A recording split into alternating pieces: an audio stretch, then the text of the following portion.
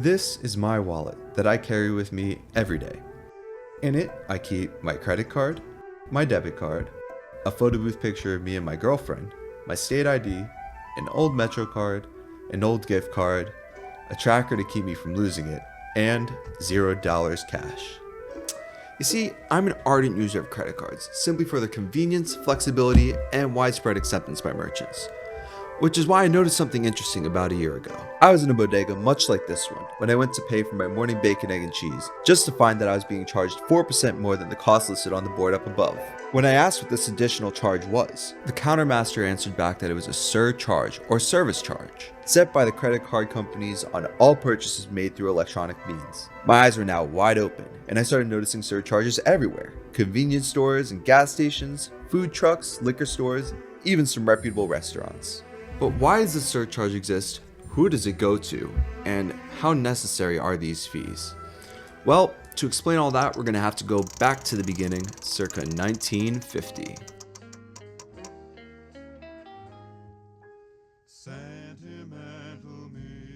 It was 1949, and the post-war bliss was in full swing. The economy was flush, the men were back at home and working with discipline, and everyone was enjoying the high life. People were spending their hard-earned cash on pleasure, food, and wine, and the members of high society were no different. Frank McNamara, who no longer has a Wikipedia page, was dining with clients at the Major's Cabin Grill in New York City when he realized that he forgot his wallet at home. His wife bailed him out and was able to pay the bill, but immediately, Frank started thinking of ways to avoid being embarrassed like this in the future. He and his lawyer Ralph Schneider came up with a card that could be used as payment in restaurants in New York City. Thus, the first modern-day credit card, the Diners Club card, was born. With the advent of the credit card came the necessity of managing the debt associated with extending a line of credit, as well as figuring out how to bill who and when. For these services, Diners Club required that cardholders must settle their tabs monthly, billed their cardholders an annual fee of $5, and the participating establishments an eye-watering 7% surcharge on every transaction. But what is a surcharge? The modern surcharge is split into three primary components: the assessment fees, the interchange fees, and the payment processor fees. Assessment fees are what the credit card companies charge for use of their payment network and are usually around 1% of the total purchase. Next is the interchange fee, which is a fee charged by banks and other financial institutions for extending a line of credit to the merchants. They are made up of a percentage of the total transaction as well as a fixed fee on top that can be negotiated by the merchant. Lastly comes the payment processor fee, which is the fee charged by credit card companies for processing the payment quickly and efficiently. More and more often, this surcharge is being passed on to the end customer rather than the merchant.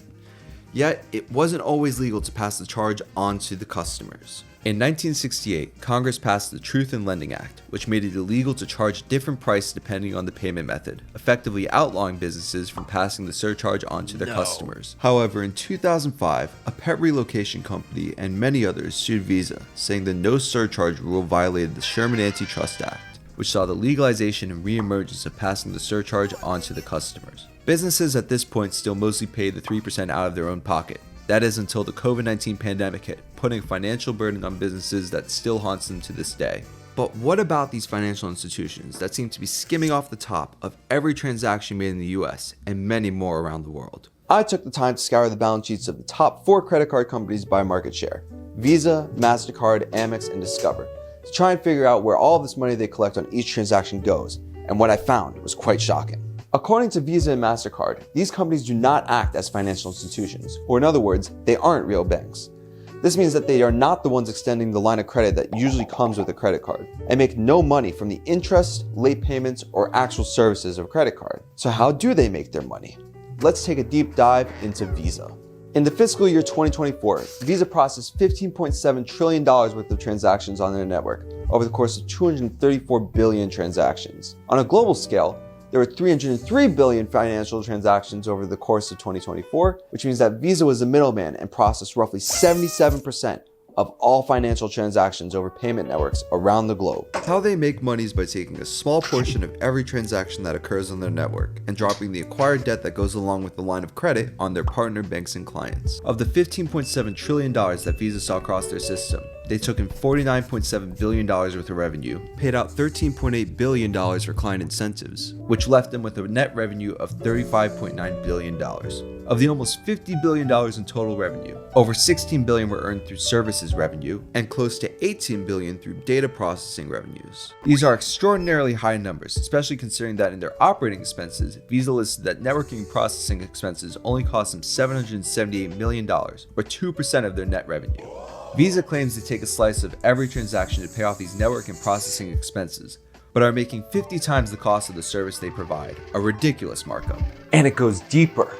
The cut that Visa takes from merchants and users of their network is unclear at best, with different numbers being quoted everywhere. Bankrate listed the cut Visa takes at 1.15% plus 5 cents to 2.4% plus 10 cents per transaction. However, $50 billion is just 0.3% of the $15.7 trillion that passed across their network. So where does the money they supposedly collect go? Well, for starters, Visa paid $4.2 billion back to the shareholders in the form of dividends, but that is only a small dent in the balance sheet. The main reason I can find behind this phenomenon is that Visa and MasterCard charge different rates to different merchants, although getting them to admit this is a challenge on its own. During a Senate committee hearing in December 2024, Senator Josh Hawley asked this question about 4 different ways. What's Walmart's interchange fee that you negotiate with them? Yeah, Senator, we have volume discounts that we offer to some merchants. I suspect Walmart is one of them. This is actually referenced in passing on Visa's financial statements, where they say, "We establish default interchange reimbursement fees that apply absent other established settlement terms."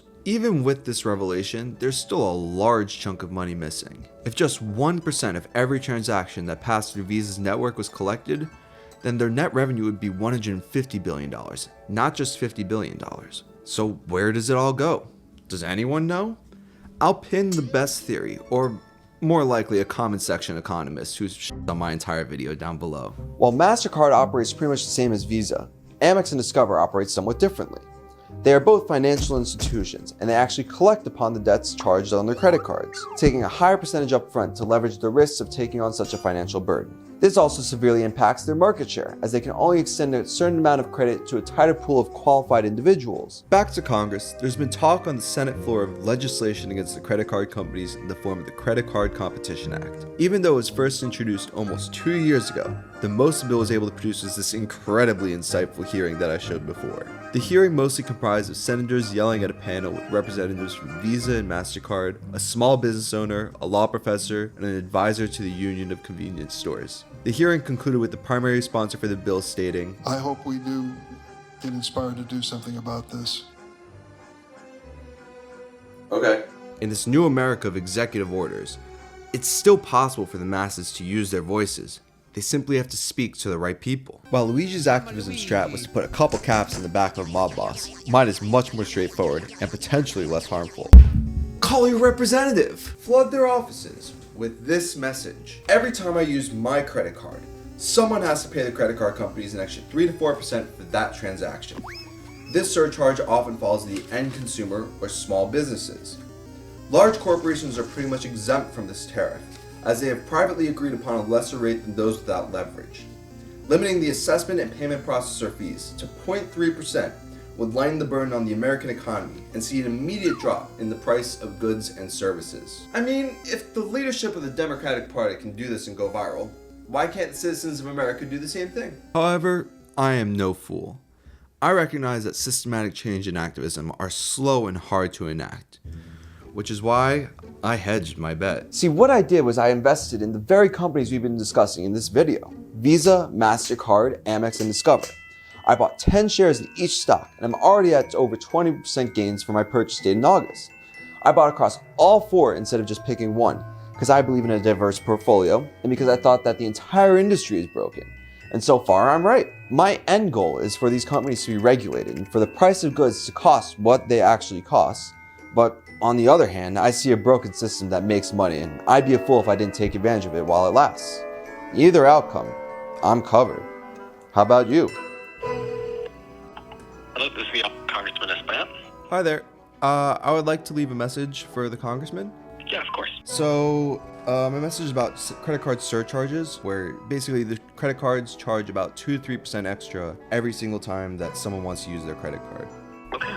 Yeah, this surcharge often falls on the end consumer or small businesses, And large corporations like Amazon, Walmart, whatever, they're all pretty much exempt from this tax because they have a separately, privately agreed upon deal with the credit card companies, and limiting the assessment fees and payment processor fees to about 0.3%, which is what Europe currently has it capped on, and seems pretty fair, would lighten the burden on the American economy and see an immediate drop in the prices of goods and services. Got it. So this would basically nullify some of the inflation that's been going on in the country, and I think would be really good for the country. Okay. Thank you so much for the call. I'll make sure to take this down and share it with the office of the congressman, okay? All right, thank you so much. Have a good day. All right. Bye.